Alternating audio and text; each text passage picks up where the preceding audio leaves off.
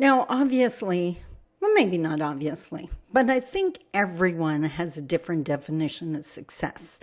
And that's personal to you and all the power to you. And I hope you know what success looks like for you. That's important. You can't hit a target if you don't know what you're aiming at. But what's even more important is, do you believe you can be successful? Now, as an Anishinaabe, as an Indigenous woman raised within Canadian borders, that can be incredibly challenging. It's challenging for any marginalized or racialized person because the overpowering message, the oppressive messages say that you can't be.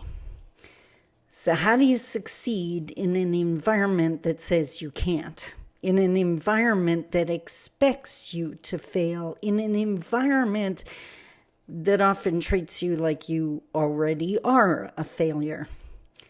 That's what I wanted to focus on today. Obviously, I just got back from Mexico, my dream vacation. Success is on my mind. But how did I succeed with all those barriers? Let's talk about it.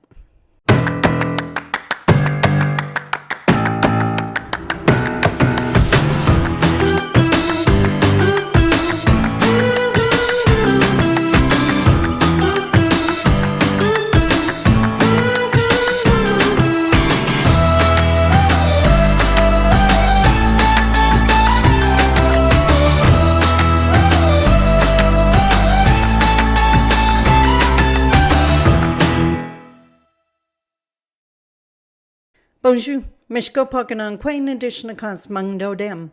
Hi everybody, my name is Sandi Boucher. I'm Red Thunderbolt Woman of the Loon Clan, a proud member of Seine River First Nation in Treaty 3 territory in Northern Ontario. And if you're new here, welcome to my channel. This is where we discuss all things Indigenous Canadian reconciliation, because the reality is, if I could wave a magic wand, I would want every single person residing within Canadian borders to believe this is an amazing country to live within. Now, why is that important to me? Because I know what it's like to believe it isn't. We're not there yet, but the conversations and the topics that we discuss on this channel are going to help us get there. So thank you for showing up today. Now, as I mentioned in the opener, I wanted to talk about success today and how I went from poverty to profitability, because I'm in business, so that's an appropriate term. And come to think of it, this was a couple of days ago. I don't know what social media platform I was on, but I'm going to guess, and I have a social media manager that posts for me. So in whatever post it was, it referenced my experience with poverty. And this individual felt the need to comment. And all he said, yes, in this case, it was a guy. All he said was, "What would you know about poverty?" Honey. I could write a book, and I'm pretty sure I have written a book about poverty. I know what it's like to hide from the landlord. I know what it's like to sell furniture to feed your children. I know what it's like to have to choose between food and paying the bills.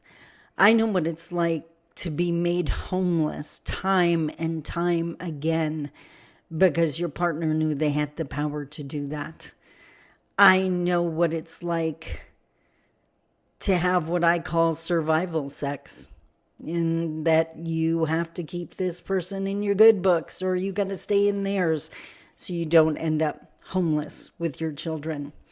Do I know poverty? I absolutely do. But you know what else I know? Success. And to me, now I guess here's a question for you. If you had to pick one other word to explain to me what success means to you, what would that word be? For me, it's really super easy. Success for me is freedom. Success is freedom from stress about worrying about how I'm going to pay a bill. It is freedom from the stress of wondering if I'm going to be homeless because I know the rent is paid. It is freedom from worrying about an unexpected bill because I know I have the extra cash to cover it. It is the freedom to enjoy a beach vacation or my Mustang. It is freedom to live my life. It is freedom to run my business in line with my Indigenous teachings and values.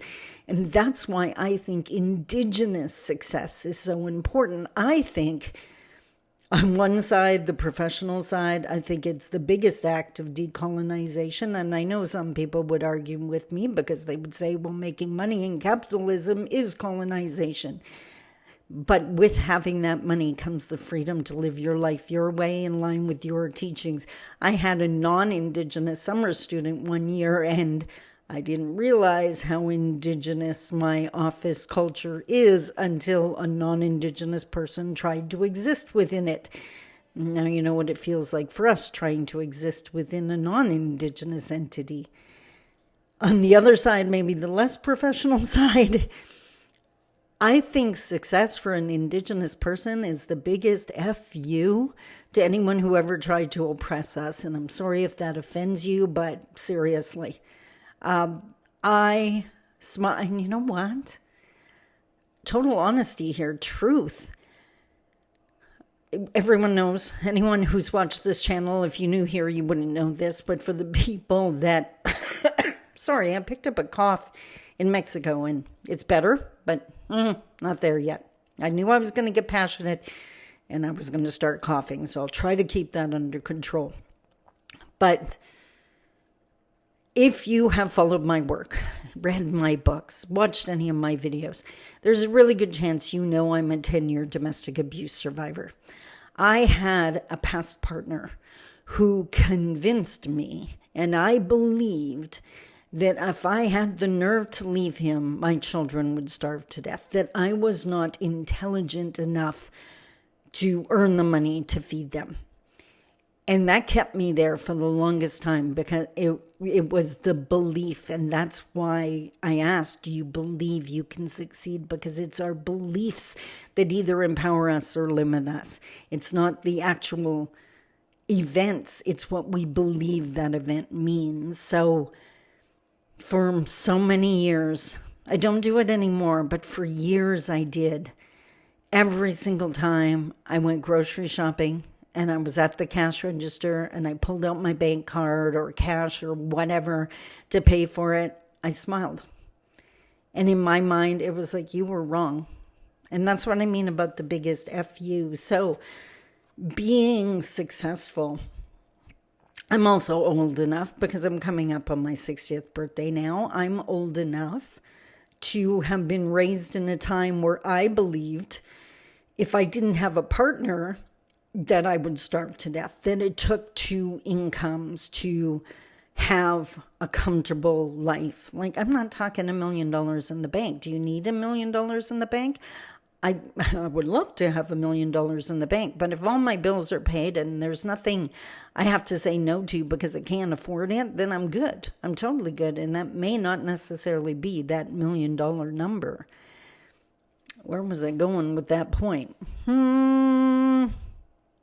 I have no idea where I was going with that part. I lost my train of thought trying not to cough. The reality is, I know what it was. I'm old enough to believe or have been taught that it takes two. My parents survived so much because they had each other, and I watched my mom really super struggle after my dad passed away. Maybe that's what reinforced my belief. The reality is I don't have a partner now, but I am more financially secure than I ever have been. I have more extras in my life, and I don't have extravagances. Well, compared to some people, I would if they saw my clothes collection or my $1,000 purse. And yes, I did do that because once you gotta, in my mind. But I am more financially secure now than I was with any of my past partners. So be careful of the beliefs you hang on to. And that's what I wanted to talk about today. So one belief that I think you absolutely need to succeed, and this is something you should probably write down, is the past doesn't equal the future. Like I said, I'm a 10-year domestic abuse survivor. My past did not dictate my present or future unless you let it. So the past doesn't equal the future. But hand in hand with that, and we're going to talk about that. Remember, two sides to the feather? So half the feather is the past is not the future. The other half is, but if nothing changes, nothing changes. So you know how to create the life you have right now. Keep making the decisions you're making right now. Spend your money the way you're doing it right now. Earn your money the way you're doing it right now. You know what it gets you, the life you have. If you don't like that, change that. I was in my mid-40s, I'm going to guess. I think I was right around 45. I had made it to the top of the food chain of my past career. I was at the highest position.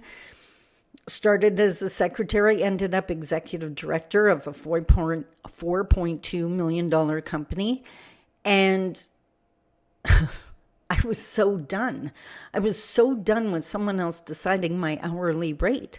I was so done with asking someone else if I could spend the afternoon with my kids. I was so done with someone else deciding the hours I worked. By the way, I get up earlier and go to work earlier now than I ever did before, but I'm feeding my bank account now, not someone else's. I was just done, so I didn't want that life anymore. I was making really good money. I also slept with my BlackBerry on my pillow, and yes, I'm old enough to have used a BlackBerry for years, and that was the expectation of my employers for the money they paid me. I was basically on call. They didn't care if it was 2 a.m. I wanted my life back. So I made a change. And that was over 14 years ago. I'm in my 15th year. So I am such a big believer in balance. And there are two sides to the eagle feather. You hear me talking about this all the time with the reconciliation conversation, Indigenous and non-Indigenous. There's work on both sides of the feather that needs to be done. That feather has been damaged on both sides of the feather. When it comes to success, I believe there's two sides to the feather, and again, you need to do both for that feather to allow you to fly. So on one side, for lack of a better way of putting it, but I think it's a pretty good way to put it, is the grind. Consistent, hard work. Contrary to popular belief, it's not the big, huge steps you take once in a blue moon. It is the little single steps you take every single day that is going to add up to your success. If you take a huge leap to get across the room, you jump as far as you can, but you only do that once a year. But you take a baby step every single day, you're getting across that room. Right? You might hurt yourself trying to do a big leap, but consistent steps. There are things that I do every single day that I have done every single day since I started my business. And funny, true story, when I started my business, I have no idea why I did this, but I love that I did it. I used to shoot a YouTube video every single day. I would just turn on my camera and imagine I was talking to the quote unquote woman that would watch my video one day. That was before reconciliation. That was when I was all about empowering women and Indigenous women specifically. And I would literally be working, going around my office, and suddenly like, oh my God, I have to say this to them. And I would sit down, turn on my camera, and shoot the video and upload it. Had no idea how to edit, no idea how to put in little intros or whatever, just shot the video, knowing no one was going to watch it. But knowing if it stayed up there long enough, someone might see it. And Creator's amazing, so he's going to make sure the person that needs to see it is going to see it. So the grind is, if you are going into business for yourself because you think it's going to be easy, go get a job.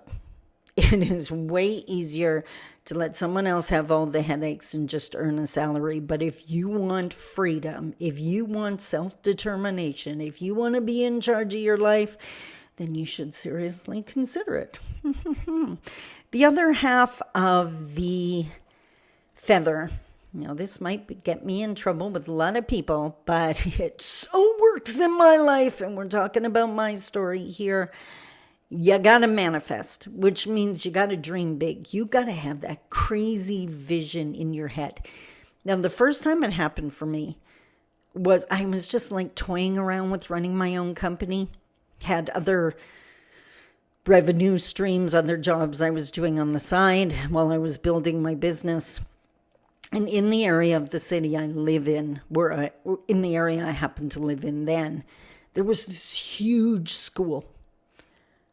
Definition of intimidating, and had the really huge stairs going up to it. Anyone in Thunder Bay, I'm talking about Hillcrest High School here, which has changed a lot now that it's condos.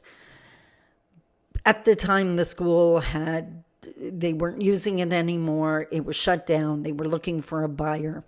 And I used to walk by the school every night on my walk out to get some exercise. I have no idea why.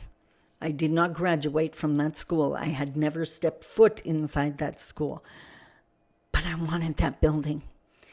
And every single night I would walk by and think, I want that building. I have no idea how that would happen, but I want that freaking building. And there was one window. There used to be this big ornamental horse outside, over the vestibule. And there was like the window beside it. And I thought, that's where my office is going to be. I want this building. I am not even kidding. 6 months later, I had partnered with a land developer here in town. We opened up the school as an incubator for businesses. I was running what was called the Center of Change, and my office was that window. Did I know any of that was going to happen as I walked by every single day saying I wanted that school? No, absolutely not. And eventually I left because that wasn't where I wanted to be, but it worked. The other thing, you saw my video, my success video that I watch every single day. I have dreamed of owning a Mustang since I was 12 years old. I was in my late 40s, early 50s before I even touched a Mustang. I had a friend that allowed me to drive his Mustang, and I was terrified because I didn't want to hurt the Mustang. I didn't want to damage it in any way because this was just my ideal. Last year I bought my Mustang. Lunchtime again, even if you don't know how you're going to do it, and that's what people get bogged down. They think they have to know all the steps. No, you don't. Tell Creator what you want and let him show you how it's going to happen. Just keep envisioning it. The steps will come to you. Keep doing the grind. Keep working every single day, but know where you want to end up. I have a picture of my dream house right here over my computer monitor. And if you think a picture of the outside is good enough, I have the floor plan right next to it. And to say it's huge would be an understatement, but that's my goal. Now, for the people specifically, well, I guess chasing a goal can be scary, but I know people going into business get like absolutely terrified of being an entrepreneur. So I definitely have to eat something. Sorry. It's early in the morning too. Anyways, I have been asked a million times, what do you do when you got scared? And I knew what they're talking about, when that fear seemed to freeze you in your tracks. So there was two things, again, not kidding, that I used to do when that fear would try to take over.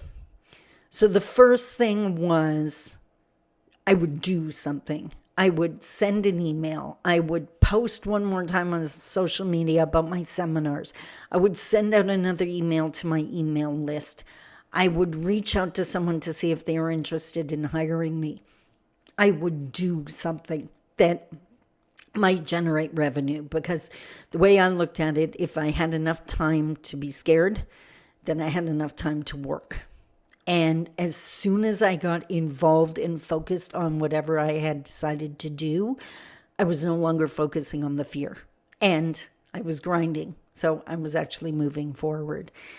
The second one's a little bit weirder, and this is definitely personal. But if you can find something that works personally for you, I think it's powerful. Every single time I doubted whether I could do this, that, could I ever be successful? Could I ever have money in the bank? Could I ever really leave poverty behind? I would walk down the hallway of the apartment I was in then, and true story, not even kidding, I would flush the toilet. And the reason I did that was because I was raised in a house that didn't have running water. My parents worked super hard. Both of them worked in the sawmill. My mom piled 8-foot 2x4s for 7-hour shifts every day. I mean, they worked hard. But raising kids isn't expensive, and our house didn't have indoor plumbing. Why I flushed the toilet is to remind myself that I already had more than what my parents had in their entire lifetime. So maybe I should quit worrying about what I was going to achieve. So there you have it. Now, another thing, I mentioned this in the live on the weekend. Way back when, can you see it on the shelf? Honorary Indian, my first book, is right there. I had written all these stories in that book from an Indigenous lens. And when it was released out into the universe, I realized a lot of non-Indigenous people were reading it, which is amazing. But two, that they were reading it at such a superficial level. They weren't going deep the way we are taught to go deep when we hear someone sharing their truths. And I went to an elder, Frida McDonald, love that woman, offered her tobacco and said, what do I do? Like they're not getting as much out of it as they can. They're not going deep. And in true elder style, be careful when you ask an elder a question, because you may not like the answer, and it's probably going to involve work. She just grinned and looked at me and said, I guess you're going to have to teach them. So what I realized while I was away on vacation, laying on a beach, enjoying my truths, my new truths, I realized I have to get better at painting the picture in these videos, that people may not always understand how the video has anything to do with reconciliation. So in the case of today's video, for Indigenous people, I believe nothing is more important than financial security and self-determination. As long as we are dependent on someone else determining our value, then we are not standing as strong as we can. To be crystal clear, no one is coming to save us.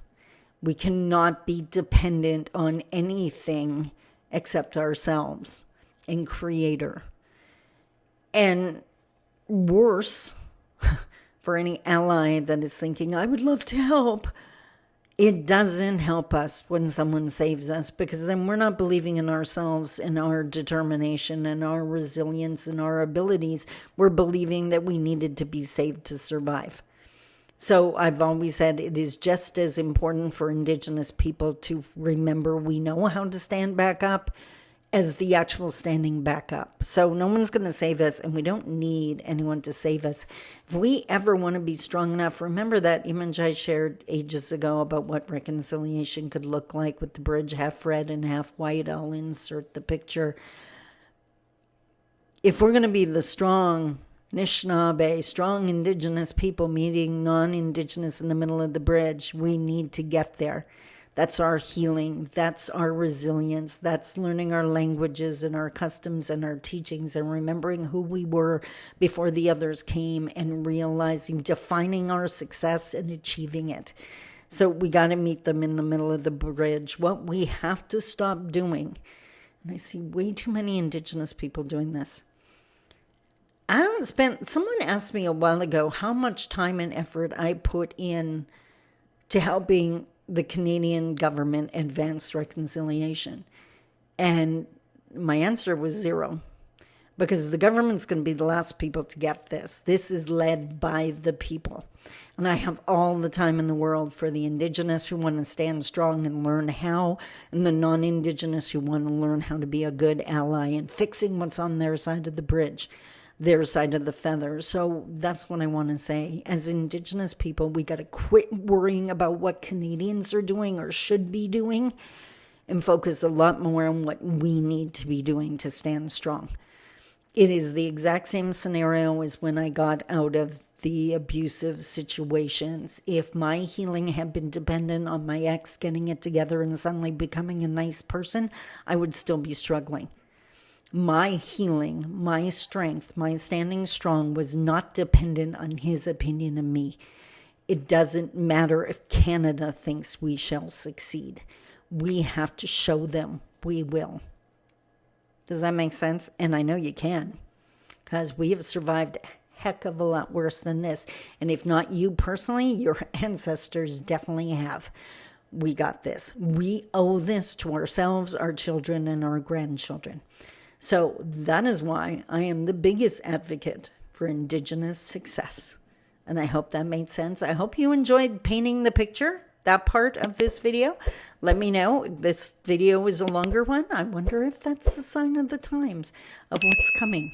I have no idea. Let me know what you think of the longer video and what I shared today. Do you agree Indigenous success is going to help with reconciliation? Let me know in the comments below. I love you. Take care. Bye-bye.